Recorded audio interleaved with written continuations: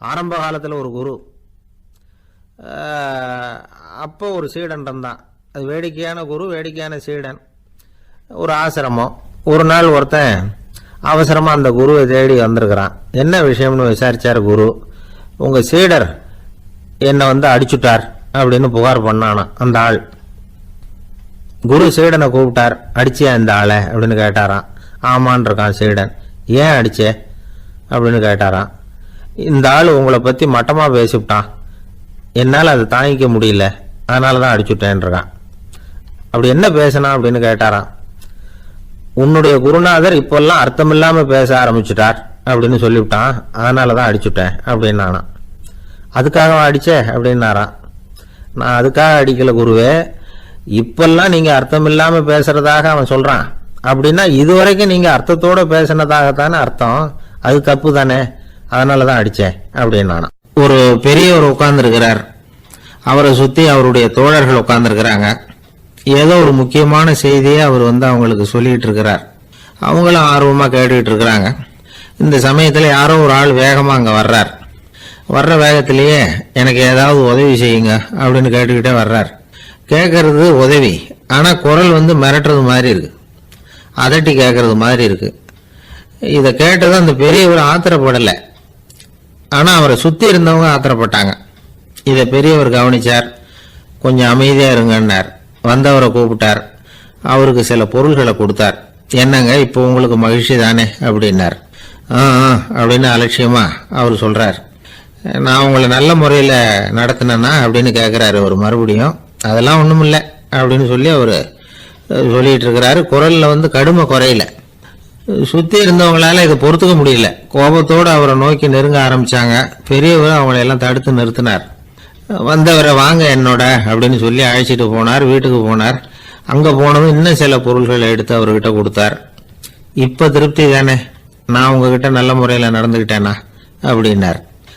அவர் முகம் இப்போதான் கொஞ்சம் மலர்ந்தது. ரொம்ப நன்றி, இறைவன் உங்கள் குடும்பத்துக்கு எல்லா நன்மைகளையும் செய்வான் அப்படின்னு சொன்னார். இதே வார்த்தைகளை என்னுடைய தோழர்கள்கிட்டே சொல்லிட்டீங்கன்னா அவங்க கோபம் தணிஞ்சிரும், வர முடியுமான்னார். கண்டிப்பாக வர்றேன் அப்படின்னாரு. மறுநாள் காலையில் அந்த இடத்துக்கு வந்தார். அதே மாதிரி சொல்லிவிட்டு அவர் போயிட்டார்.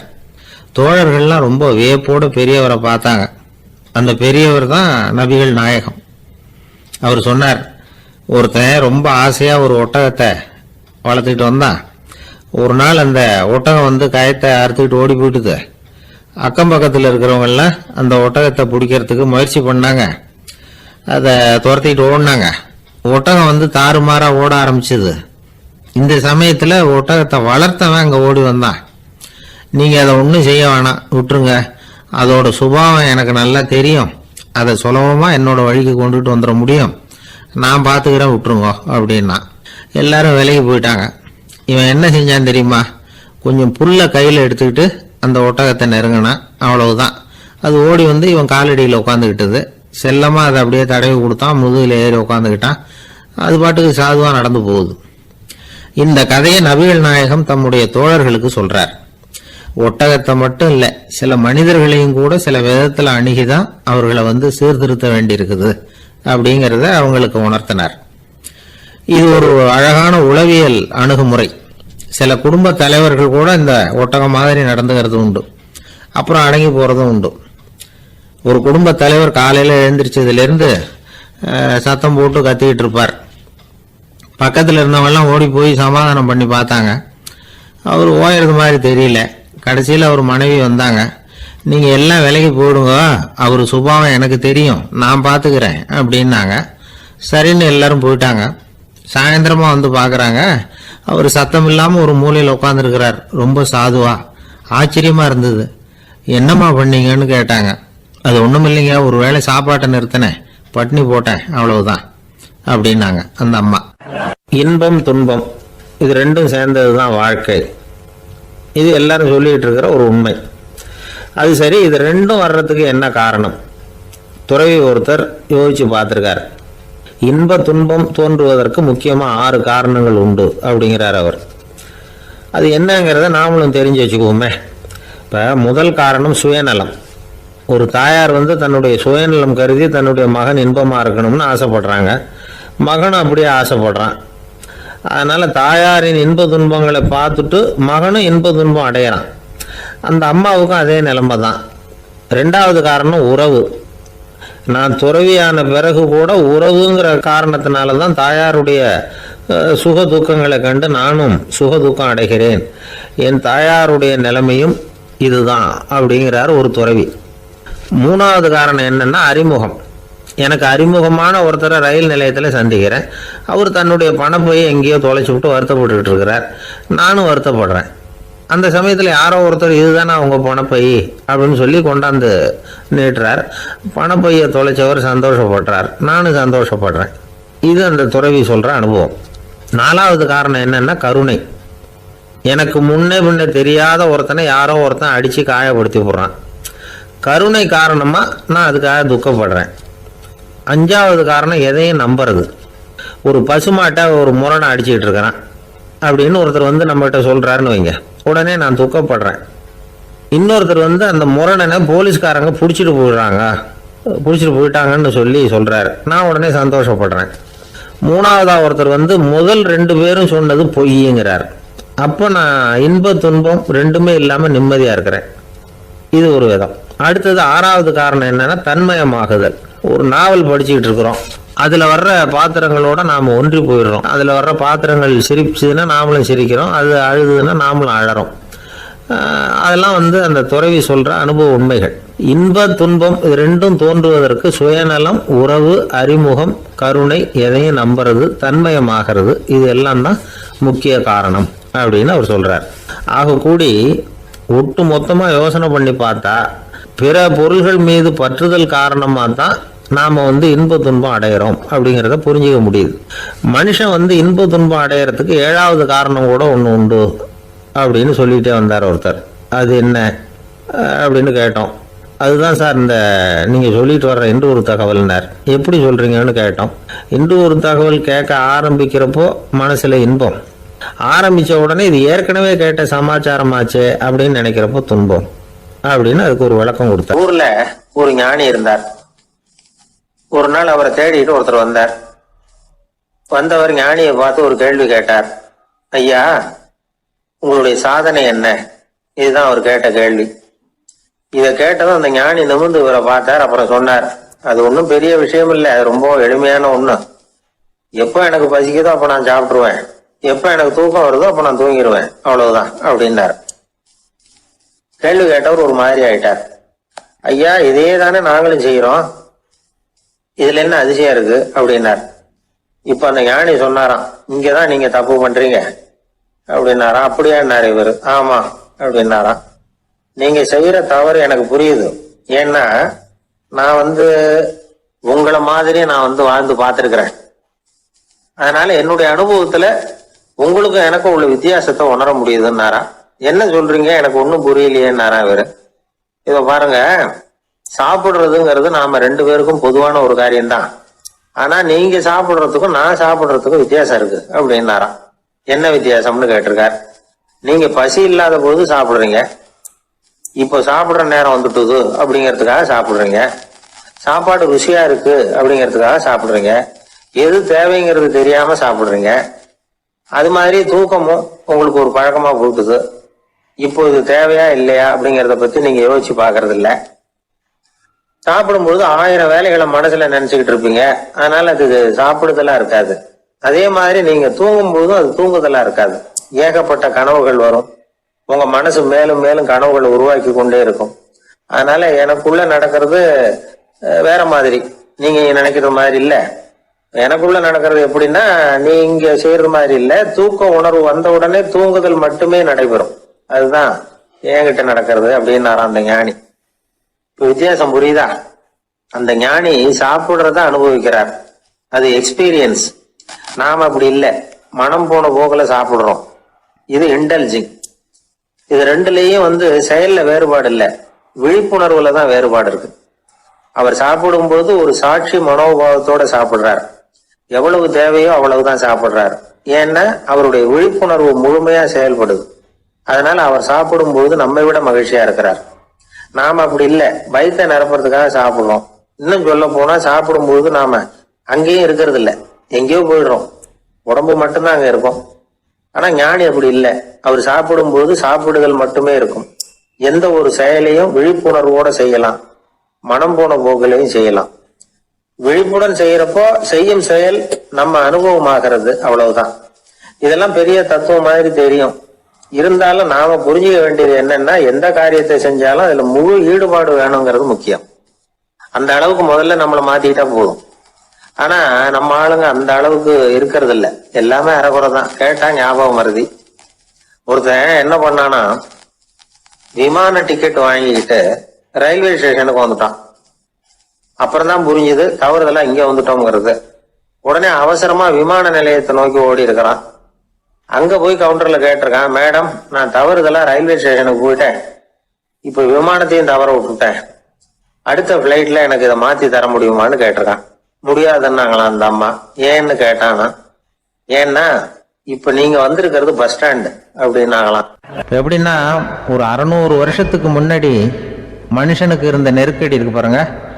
ஒரு 600 வருஷத்துக்கு முன்னாடி மனுஷனுக்கு எவ்வளவு நெருக்கடி இருந்ததோ அது போல 40 பங்கு இப்போ அதிகமாயிட்டு தான் கண்டுபிடிச்சி சொல்லியிருக்கிறாங்க. அவ்வளவு நெருக்கடிக்கு மத்தியில் நாம் வாழ்ந்துகிட்டு இருக்கிறோம். ஒரு 600 வருஷத்துக்கு முன்னாடி என் தலையில் 1 கிலோ வச்சுக்கிட்டு நின்னேன்னு வைங்க, இப்போ 40 கிலோ வச்சுக்கிட்டு நிற்கிறேன். அப்படி ஒவ்வொரு மனுஷனுக்கும் வாழ்க்கையில் நெருக்கடி அதிகமாக போச்சு. இப்போ இந்த நெருக்கடியில் முன்னாடிலாம் யாரோ ஒருத்தர் தான் தியானம் பண்ணுவாங்க. தியானம்னா ஒருத்தர் 2 பேர் காட்டுக்கு போய் தியானம் பண்ணிட்டு இருப்பாங்க 600 வருஷத்துக்கு முன்னாடி. இப்போ வீட்டுக்கு வீடு தியானம் நடக்குது. ஏன்னா அந்த அளவுக்கு வாழ்க்கையில் ஒரு நிம்மதி வேணும் அப்படின்னு சொல்லி பண்ணிட்டாங்க. அதுக்கு தான் இயற்கை கொடுத்துருக்கிற ஒரு இயற்கையான வைத்தியம் தான் சிரிப்புங்கிறது. இதை பற்றி பெரியவங்கள்லாம் இப்போ ஆராய்ச்சி பண்ணிகிட்டு இருக்கிறாங்க. சிரிப்புங்கிறது நாம் பிறந்து ஒரு 6 மாதத்தில் தான் முதல் தடவையாக விவரமாக சிரிக்க ஆரம்பிக்கிறோமா. நம்ம பிறந்து 6 மாதத்துக்கு, அதாவது முதல் தடவை சிரிக்க ஆரம்பிக்கிறது ஒரு 6ஆவது வாரம், 1.5 மாதத்துல தான் குழந்தை வந்து விவரமாக சிரிக்க ஆரம்பிக்குது. அப்புறம் அப்படியே சிரிக்க ஆரம்பிக்கிறோமா. அதெல்லாம் இப்போ கணக்கு எடுத்துருக்குறாங்க. ஒரு குழந்தை ஒரு நாளைக்கு 200 தடவை சிரிக்குதான் ஒரு குழந்தை. பெரியவங்கள்லாம் 15 தடவை சிரிக்கிறாங்களாம். 200 தடவை சிரிச்சுக்கிட்டு இருந்த நாம அப்படியே குறைஞ்சி 15 ஆகிட்டு. அதனால தான் இருதய நோயெல்லாம் வருது, ஹார்ட் அட்டாக்லாம் வருதுன்னு கண்டுபிடிச்சிருக்கிறாங்க. 200 சிரிப்புக்கு வந்து அது வந்து இயல்புத்தன்மை, மனுஷனுடைய இயல்புத்தன்மை சிரிக்கிறது. அதுக்கு ஜோக்கே தேவைப்படாது. ஆனால் இப்போ காலங்காலமாக நாம் என்ன போதிக்கப்பட்டு வந்திருக்கிறோம்னா, சிரிப்புங்கிறது ஒரு பாவமான செயல். ஒரு முதலாளிக்கு முன்னாடி தொழிலாளி சிரித்தா மரியாதை குறைச்சல், ஒரு கணவனுக்கு முன்னாடி மனைவி சிரித்தா மரியாதை குறைச்சல், அது மாதிரி ஒரு வாத்தியாருக்கு முன்னாடி பையன் சிரித்தா மரியாதை குறைச்சல், ஒரு ஆஃபீஸருக்கு முன்னாடி பியூனு சிரித்தா மரியாதை குறைச்சல், இப்படின்னு சொல்லி சிரிப்புங்கிறது ஏதோ மரியாதை குறைவான செயல்னு காலங்காலமாக நாம் போதிக்கப்பட்டு வந்திருக்கிறோம். இப்போ மரபு ரீதியாகவே அந்த சிரிப்பு வந்து நம்மகிட்ட சிறைப்பட்டுருக்குதான், அடங்கி போச்சு. அந்த சிறைப்பட்டிருக்கிற சிரிப்பை வெளியில் கொண்டு வர்றதுக்கு தான் ஜோக்குன்னு ஒரு சாவியை போட வேண்டியிருக்கு. வேற இந்த ஜோக்குக்கும் சிரிப்புக்கும் சம்மந்தம் இல்லை. அதை ஏற்கனவே இருக்கிறத வெளில கொண்டு வரதுக்கு ஒரு சாவி மாதிரி உபயோகப்படுதுன்னு இப்போ அதை பற்றி ஆராய்ச்சி பண்ணுறவங்களாம் சொல்கிறாங்க. ஏன்னா சிரிப்புக்கு ஜோக்கு தேவைப்படாது. இப்போ ஒரு குழந்தை தொட்டிலில் படுத்துருக்குன்னு வைங்களேன், குழந்தை தொட்டிலில் இருக்குது, அது முகத்துக்கிட்ட போய் ஒரு கிளுகிழுப்பை ஆட்டுங்க சிரிக்கும். அந்த கிளுகிழுப்பை சத்தமே சிரிக்க வைக்கிறதுல அதுதான் மனுஷனுடைய இயல்புத்தன்மை. அது என்ன ஜோக்காது? சத்தம். ஒரு கிளுகிழுப்பை கொண்டு போய் குழந்தை முகத்துக்கிட்ட ஆட்டினா சிரிக்குதே, அதுதான் இயல்புத்தன்மை. அதே கிளுகிழுப்பை ஒரு தாத்தா மூஞ்சிக்கிட்ட ஆட்டுங்க, கோவம் வந்துடும், அடிக்க வருவார். என்னடா விளையாட்டு இது அப்படிமாரு. ஏன்னா அவர் சிரிச்சுக்கிட்டு இருந்தவர், அப்படி இருந்தவர் ஒரு காலத்தில். ஒரு கிளுகிழுப்பைக்கு சிரித்தவர் ஒரு காலத்தில் இப்போ கோவப்படுறாருன்னா அந்த அளவுக்கு நம்ம மாறி போயிட்டே வந்துகிட்டு இருக்கிறோம். அதனால் வந்து அந்த இயல்புத்தன்மை மாறாமல் இருக்கணுங்கிறது ரொம்ப முக்கியம். அதுக்காக எல்லாரையும் குழந்தையாக்க முடியாது. மனுஷன் வந்து எல்லோரும் இனிமேல் வந்து வயசுங்கிறது கூட ஆகிட்டே தான் இருக்கும். அதுக்காக குறைச்சிக்கிட்டே போக முடியாது. அதுக்கு யாராவது மருந்து கண்டுபிடிச்சாதான் உண்டு. ஆனால் ஒருத்தர் மருந்து கண்டுபிடிச்சாராம், சொல்லுவாங்க. ஒரு டாக்டர் வந்து ஒரு மாத்திரை கண்டுபிடிச்சாராம். ஒரு மாத்திரை சாப்பிட்டா 1 வயசு குறையும், ஒரு மாத்திரை சாப்பிட்டா 1 வயசு குறையும் அப்படின்னு ஒரு மாத்திரையை கண்டுபிடிச்சிருக்காரு. ஒரு பாட்டி அம்மா, 90 வயசு பாட்டி, அது போயிருக்கு. அதே டாக்டர்கிட்ட போய், ஐயா எனக்கு 1 பாட்டில் மாத்திரை கொடுங்க, இந்த வயசு குறையிற மாத்திரை அப்படின்றது. அவர் ஒரு பாட்டில் கொடுத்தாரு மாத்திரை. பாரும்மா பாட்டியம்மா, 1 மாத்திரை சாப்பிட்டா 1 வயசு குறையும், எடுத்துகிட்டு போகணும்னு கொடுத்துருக்காரு டாக்டர். இந்த 90 வயசு பாட்டி எடுத்துகிட்டு வீட்டுக்கு வந்துட்டு மறுநாள் அதே டாக்டர்கிட்ட போயிருக்கு. 30 வயசு பொண்ணாக போச்சான். 30 வயசு பொண்ணாக மாறி அதே டாக்டர்கிட்ட போயிருக்கு. இடுப்பில் ஒரு கை குழந்தை, அது சட்டை கட்ட போடாமல் கட்டவரில் வாயில் வச்சுட்டு உட்காந்துருக்கு. நேராக டாக்டர்கிட்ட போய், டாக்டர் நேற்று வந்தேன், ஏதோ ஒரு மாத்திரை சாப்பிட்டா ஒரு வயசு குறையினீங்க, நான் ஏதோ ஒரு ஆர்வத்தில் ஒரு 30-40 மாத்திரை சாப்பிட்டேன், இப்படி ஆகிட்டேன் அப்படின்னு. இப்போ டாக்டர் சொல்லியிருக்காரு, இதுக்கு ஏமா வருத்தப்படுற, எல்லாரும் வந்து வயசு குறையணும்னு தான் நினைக்கிறாங்க, உனக்கு வயசு குறைஞ்சிட்டுது, நீ சந்தோஷப்படு, இதுக்கே மறுபடியும் என்னட்ட வந்திருக்கிற அப்படின்னாரான் டாக்டர். அப்போ அந்த அம்மா சொல்லித்தேன், என்னை பற்றி பரவாயில்ல டாக்டர், என் இடுப்பில் பாருங்கள் கை குழந்தை, இது சட்டை கிட்ட போடாமல் உட்காந்துருக்கு, கட்டவரில் வாயில் வச்சுட்டு உட்காந்துருக்கு, இது ரொம்ப ஆர்வத்தில் ஒரு 70 மாத்திரையை சாப்பிட்டு விட்டுது, இது என் வீட்டுக்காரர். இவர் வந்து இடுப்பு விட்டு கீழே இறங்க மாட்டேங்கிறாரு. நான் எதையாவது கொடுத்து இனிமேதான் வயசை கூட்டி இறக்கி விடுவேன் டாக்டர் அப்படின்னு தான். அவர் வந்து ஏதோ நமக்கு அதுக்கும் சம்மந்தம் இல்லைங்கிறது மாதிரி கட்டாரில் வச்சுட்டு அவர் பாட்டு உட்காந்துருக்காரு. ஏதோ நமக்கு இந்த உலகமே இல்லை, நமக்கு சம்மந்தம் இல்லைங்கிற மாதிரி உட்காந்துருக்காரு. இப்படியே நான் தூக்கிட்டு எங்கே அலையிறது இது அப்படின்னு தான். அதனால் வந்து வயசை குறைக்கிறது இயற்கைக்கு விரோதமாக நாம் பண்ண முடியாது. ஆனால் இந்த இயல்பு தன்மை மாறாமல் வச்சுக்கலாம். குழந்தை மாதிரி மாற முடியாதே தவிர அந்த குழந்தை தன்மையோடு வாழறதுக்கு கற்றுக்கணும். அதுதான் வாழ்க்கையில் இன்பமாக வாழறதுக்கு வழி. குழந்தைத்தனமாக இருக்கக்கூடாது, குழந்தை தன்மையோடு இருக்கணும்னு சொல்லுவாங்க. குழந்தை தன்மைங்கிறது வேற, குழந்தைத்தனம்ங்கிறது வேற.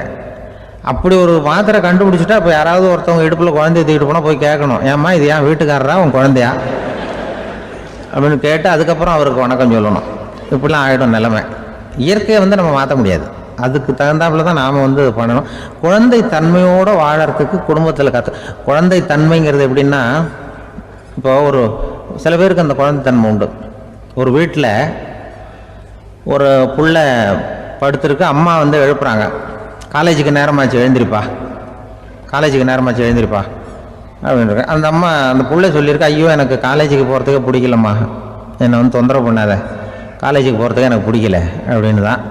அப்போ அந்த அம்மா சொல்லியிருக்கு, ஏன் உனக்கு காலேஜுக்கு போகிறதுக்கு பிடிக்கல, கல்லூரிக்கு போகிறதுக்கு, அதுக்கு 2 காரணம் சொல்லு அப்படின்னு இருக்கா. அப்போ அந்த புள்ளை சொல்லிச்சான், ஏன் பிடிக்கலன்னா, கல்லூரியில் இருக்கிற வாத்தியாருக்கும் என்ன பிடிக்க மாட்டேங்குது, ஆசிரியர்களுக்கும். 2வது காரணம், கல்லூரியில் படிக்கிற மாணவர்களுக்கும் என்ன பிடிக்கல, அதனால் நான் காலேஜுக்கு போக மாட்டேன்ற குழந்தை புள்ள சொல்லியிருக்கு. அம்மா வந்து அப்படிலாம் நீ இதுக்காக போகாமல் இருக்கக்கூடாது, நீ போய் தான் ஆகணும் அப்படின்னு பிடிவாதமாக அந்த அம்மா பிள்ளைய எழுப்புனாங்களாம். சரி, நான் எதுக்கு காலேஜ் போகணும்னு சொல்கிறேன், அதுக்கு நீ 2 காரணம் சொல்லு அப்படின்னு தான் அந்த புள்ள. அப்போ அந்த அம்மா சொன்னாங்களாம், நீ ஏன் காலேஜுக்கு போகணும்னா, முதல் காரணம் உனக்கு வயசு 52, 2வது காரணம் நீ தான் பிரின்சிபால் அப்படின்னு தான். என்ன இருந்தாலும் அவங்க அம்மாவுக்கு அது புள்ள தானே. அதுதான் குழந்தை தன்மைங்கிறது. 52 வயசுலேயும் குழந்தை தன்மையோடு இருக்கார் பாருங்க, அதுதான் அந்த குழந்தை தன்மையோடு வாழறது தான் வெற்றிக்கு வழின்னு சொல்லுவாங்க. சீடன் வெளியூர் புறப்படுறதுக்கு தயாரா இருந்தான். ரொம்ப தூரம் போக போறான், திரும்பி வர நாளாகும். புறப்படுறதுக்கான ஆயத்த வேலைகள்ல ஈடுபட்டு இருந்தான். அந்த சமயம் பார்த்து இன்னொரு சீடன் அவங்கிட்ட வந்தான். நம்ம குரு உன்னை அழைச்சிட்டு வர சொன்னார் வா அப்படின்னு கூப்பிட்டான். இவன் உடனே புறப்பட்டு போனான். குருநாதரை பார்த்தான், அவர் காலில் விழுந்து வணங்கினான். வணங்கிட்டு எழுந்திரிச்சான். அவ்வளவுதான்.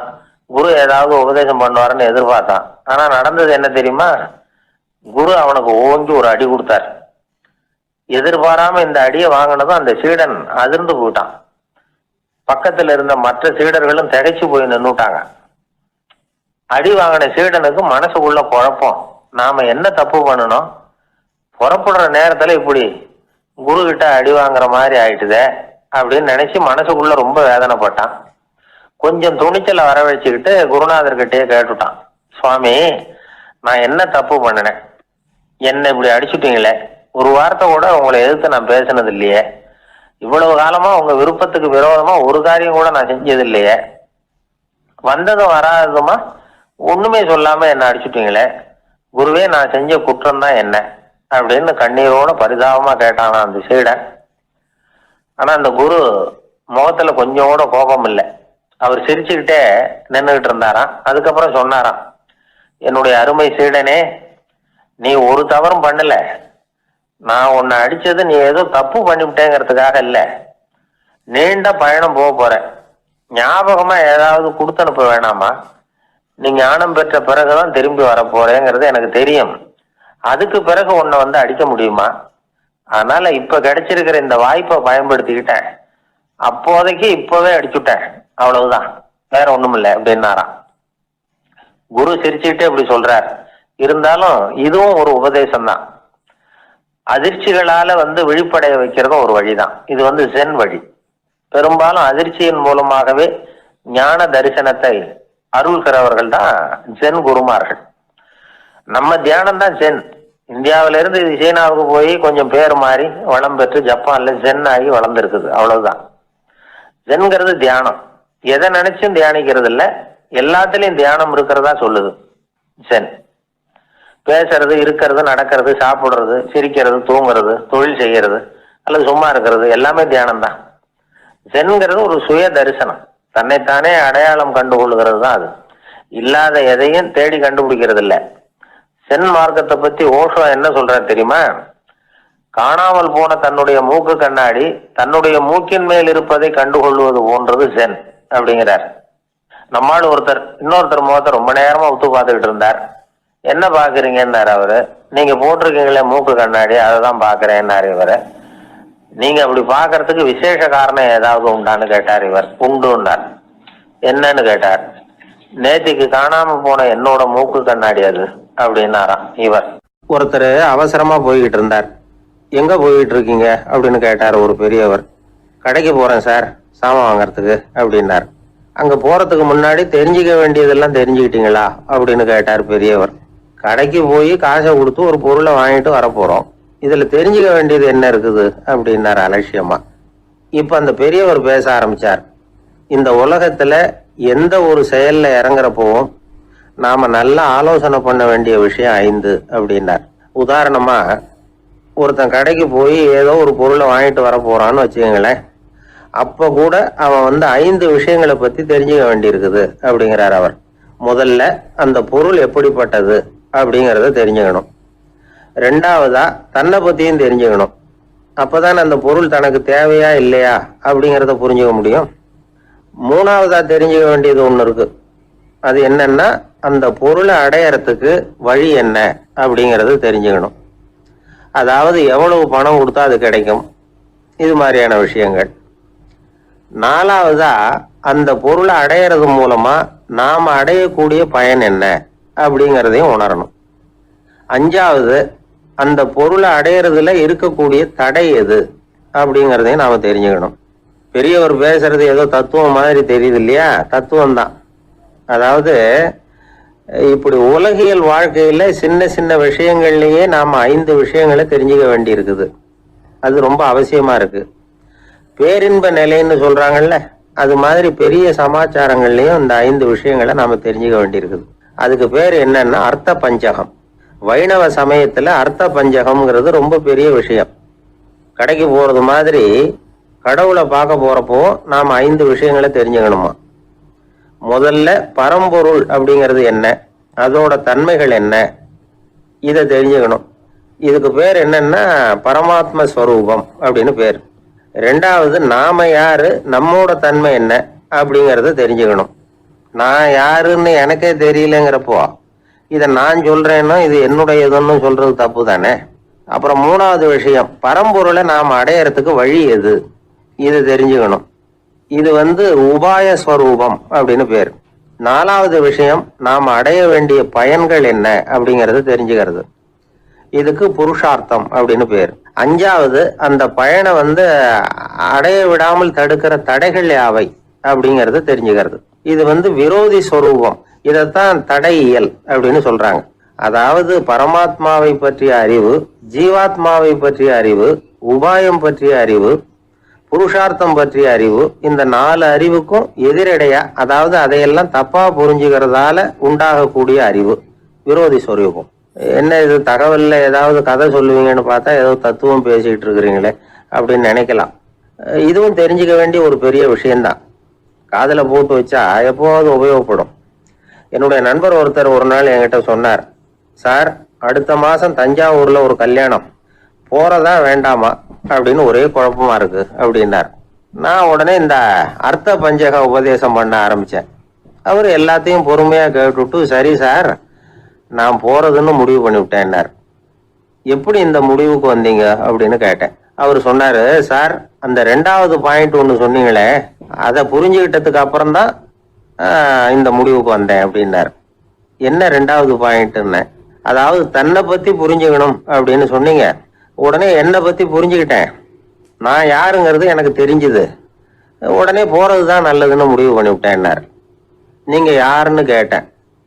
நான் தான் சார் அந்த கல்யாணத்துல தாலி கட்ட வேண்டிய மாப்பிள்ளை அப்படின்னார். என்ன சார் உங்க பையன் என்ன செஞ்சுட்டு இருக்கிறான் இப்போ அப்படின்னு கேட்டார் ஒருத்தர். அடிக்கடி கண்ணாடி முன்னாடி நின்று அழகு பார்த்துக்கிட்டு இருக்கிறான் சார் அப்படின்னாரு அப்பா. இளம் பருவம் இப்படிதான் இருக்கும், அதெல்லாம் சாதாரணமா நினைச்சுடாதீங்க அப்படின்னாரு அவரு. என்ன சார் சொல்றீங்க, கண்ணாடி முன்னாடி நின்றுக்கிட்டு நேரத்தை வீணாக்கிக்கிட்டு இருக்கான், அதை ஒரு பெரிய விஷயமா நான் நினைக்கணுமா அப்படின்னாரு இவர். இளம் பருவத்தில் இளைஞர்களுக்கும் சின்ன பொண்ணுங்களுக்கும் அடிக்கடி கண்ணாடியில் பார்க்கணும்னு தோணும். அது வெறுமனே அழகு பார்க்கறது மட்டும் இல்லை, அவங்க தங்களையே தேடி கண்டுபிடிக்கிற ஒரு முயற்சி அது. இது ஒரு மனோதத்துவ விளைவு. இது வரைக்கும் சின்ன பிள்ளையா இருந்துட்டோம், இனிமே நாமளும் மற்றவங்க மாதிரி மனிதர்கள் தான் அப்படிங்கிற உணர்வு அவங்களுக்கு வருது. தங்களோட முகம் எப்படி இருக்குது, அழகு எப்படி இருக்கு, உடம்பு நேரம் எப்படி இருக்கு, முடி எப்படி இருக்கு அப்படிங்கறதெல்லாம் கண்டுபிடிக்கிறாங்க. அதுக்கப்புறம் இன்னொரு ஆணோ பொண்ணோ தன்னை கவனிக்கணும் அப்படின்னு நினைக்கிறாங்க. இதெல்லாம் மனோதத்துவ உண்மைகள், இதெல்லாம் இயற்கை. இதை பார்த்துட்டு பெத்தவங்க பிள்ளைங்க கெட்டு போட்டாங்க அப்படின்னு நினைக்கக்கூடாது, அவங்கள திட்டிகிட்டே இருக்கக்கூடாது. இன்னைக்கு பல குடும்பங்கள்ல இதுதான் நடந்துகிட்டு இருக்குது.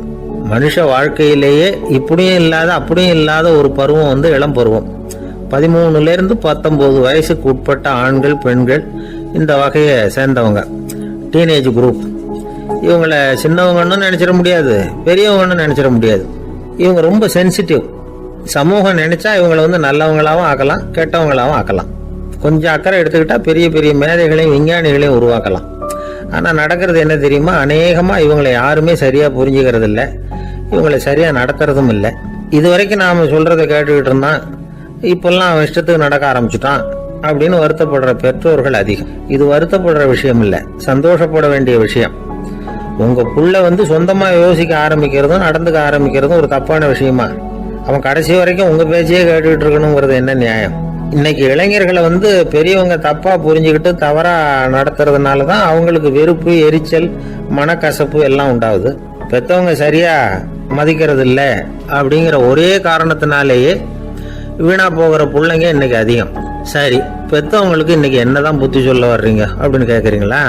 நாம எதையும் சொல்ல வரல, ஆனா அது சம்பந்தமான சில நிபுணர்கள் சொல்லி இருக்கிறத உங்க காதுல போட்டு வைக்கலாம். அது என்னன்னா, பிள்ளைங்க கிட்ட அன்பு செலுத்துங்க. குழந்தையா இருந்தப்போ எவ்வளவு பாசமா இருந்தீங்க, வளர வளர அதை ஏன் குறைச்சிக்கிறீங்க? பெற்றவங்களின் அன்பான வார்த்தைகளுக்கு ஏங்குறவங்க தான் இன்றைய இளைஞர்கள். அவங்க எதை சொன்னாலும் அதை அக்கறையா காது கொடுத்து கேளுங்க, அலட்சியப்படுத்தாதீங்க. அவங்க விரும்புறது உங்ககிட்ட இருந்து ஒரு மதிப்பு, மரியாதை, அங்கீகாரம், இவ்வளவுதான். அவங்க அவங்களாவே முடிவுகள் எடுக்கட்டும், அதுக்கு நீங்க உதவியா இருங்க, அது போதும். மற்றவங்க முன்னாடி, முக்கியமா அவங்க நண்பர்கள் முன்னாடி அவங்கள பத்தி மட்டமா பேசாதீங்க. அவங்க கிட்ட பொய் சொல்லக்கூடாது. நீங்க சொன்னது பொய்ன்னு தெரிஞ்சு போச்சுன்னா உங்க பேர்ல அவங்களுக்கு இருக்கிற மதிப்பு போயிடும், நம்பிக்கை போயிடும். அவங்களுக்கு முன்னாடி நீங்க சண்டை போடக்கூடாது. உங்க பிள்ளைய எப்பவும் இன்னொரு பிள்ளையோட ஒப்பிட்டு பேசுற வேலையே வேணாம். கூட பிறந்த மற்றவங்களோட கூட ஒப்பிடக்கூடாது. இப்படி செஞ்சா அவன் உங்ககிட்டயும் பிரியமா இருக்க மாட்டான், அவங்க கிட்டயும் பிரியமா இருக்க மாட்டான். புள்ள எங்க போறான், என்ன பண்றான் அப்படின்னு எல்லாம் துப்பறிஞ்சிட்டு இருக்கக்கூடாது. இளைஞர்கள் தனிமையை விரும்புறவங்க. அவங்கள பொட்டியில வச்சு மூடி பாதுகாக்கணும்னு நினைக்கக்கூடாது. அவங்கள எப்படி பாதுகாக்கிறது அப்படிங்கறது அவங்களுக்கே தெரியும். உங்க புள்ள எப்படி நடந்துக்கணும்னு நீங்க எதிர்பார்க்குறீங்களோ அது மாதிரி நீங்க நடந்து காட்டுங்க, அது போதும். ஒரு வீட்டுல அப்பாவும் அம்மாவும் பேசிட்டு இருக்கிறாங்க. என்னங்க, நம்ம பொண்ணு பெரியவளாயிட்டா, அடிக்கடி கண்ணாடி முன்னாடி போய் நின்றுகிட்டு இருக்கிறா, சீக்கிரமா ஒரு பையனை பார்த்து கல்யாணத்தை முடிக்காம இப்படி மசன்னு கல்லு மாதிரி உட்காந்துருக்கிறீங்களே அப்படின்னு சத்தம் போட்டாங்க. அந்த அம்மா, அவசரப்படாத, பாக்குறதுக்கு கண்ணுக்கு அழகா லட்சணமா புத்திசாலியா ஒரு பையன் கிடைக்க வேணாமா, அதுதான் பாத்துக்கிட்டு இருக்கிறேன் அப்படின்னாரு அப்பா. இதுக்கு அந்த அம்மா சொல்றாங்க, எங்க அப்பா இப்படி எல்லாம் நினைச்சுக்கிட்டு இருந்திருந்தா எனக்கு கல்யாணமே ஆயிருக்காது தெரியுமா அப்படின்னாங்களாம். ஒரு தடவை கலைவாணர் NS கிருஷ்ணன் பேராசிரியர் கல்கியை சந்திச்சு பேசிக்கிட்டு இருந்தாராம். கலைவாணர் கல்கியை பார்த்து, எனக்கு கதை எழுத ஆசையா இருக்கு, எப்படி எழுதுறதுன்னு கேட்டாராம். கதை எழுதுறதுக்கு 4 மை வேணும்னாராம் கல்கி. அப்படியா, அப்படின்னா என்னென்ன கலர் மை அப்படின்னு கேட்டிருக்காரு கலைவாணர் சிரிச்சுக்கிட்டே. நான் சொன்னது கலர் மை இல்லை, அது வேற மை. அதாவது கதை எழுதுறதுக்கு தேவைப்படுகிற 4 மை எதுன்னா, 1 திறமை, 2 பேணாமை, 3வது தனிமை. 4வது பொறுமை அப்படின்னாராம். உடனே கலைவாணர் உங்க யோசனை அருமை அப்படின்னாராம். அதுதான் கலைவாணர். பொதுவா எழுத்தாளர்கள் எழுதுற மாதிரி நடந்துக்கிறது இல்லை. ஆனா கலைவாணர் என்ன சொல்லுவாரோ அதே மாதிரி நடந்துக்குவார். எல்லாருக்கும் எல்லாம் கிடைக்கணுங்கிற கருத்தை சினிமா படங்கள்ல வலியுறுத்துவார். அதே மாதிரி நடைமுறை வாழ்க்கையிலேயே எல்லாருக்கும் எல்லாமும் கொடுப்பார். பணம், பதவி, புகழ் இப்படி எதுவுமே இல்லாத ஒரு சாதாரண மனுஷனா இருந்தா கூட இவர் மனுஷனுக்கு கொடுக்குற மரியாதையில கொஞ்சமும் குறைச்சல் இருக்காது. இந்த குணம் சாதாரணமா எல்லாருக்கும் இருக்கிறது இல்லை. அவரு சினிமா தியேட்டருக்கு போய் சினிமா பார்க்கறது வழக்கம். அவரு வந்திருக்கிறாருங்கிறது தெரிஞ்சா போதும், வெளியில பிச்சைக்காரங்க வந்து கூடிடுவாங்க. இது அவருக்கு தெரியும். வெளியில நம்மளை நம்பி ஒரு கூட்டம் காத்துக்கிட்டு இருக்குமேன்னு நினைப்பார். உடனே ஒரு 100 ரூபா நோட்டை கொடுத்து சில்லறையா மாத்திட்டு வர சொல்லுவார். படம் முடிஞ்சு வெளியில வர்றப்போ சில்லறையோட வருவார். எல்லாருக்கிட்டையும் கொடுத்துருவார். ஏன்னா எல்லாரும் தேடிட்டு வருவாங்க அவரை. என்ன எல்லாரும் சௌக்கியமா இருக்கிறீங்களா அப்படின்னு பிரியமா விசாரிப்பார். ஏதோ ரொம்ப நெருங்கின சொந்தக்காரங்களை விசாரிக்கிறது மாதிரி விசாரிப்பாரு. தன்கிட்ட இருக்கிற சில்லறையை எல்லாருக்கும் சமமா பிரிச்சு கொடுத்துட்டு தான் அங்கிருந்து புறப்படுவார். ஒரு நாள் அது மாதிரி புறப்படுற சமயத்துல ஒரு சின்ன பையனுக்கு சில்லறை எதுவும் கிடைக்கல கொடுக்கறதுக்கு. இது கலைவாணருக்கு தெரியாது. கார்ல ஏறி புறப்பட்டு போயிட்டார். அந்த பையன் காரை பிடிச்சிக்கிட்டு பின்னாடியே ஓடியாந்துருக்கிறான். ஐயா, நீங்களே இல்லைன்னு சொன்னா நான் என்ன பண்றது? இன்னைக்கு பட்னி தான், அம்மாவுக்கு வேற உடம்பு சரியில்லை அப்படின்னு கத்திக்கிட்டே ஓடியாந்தானா. கலைவாணர் கவனிச்சுட்டார். உடனே காரை நிறுத்த சொன்னார். இறங்கினார்.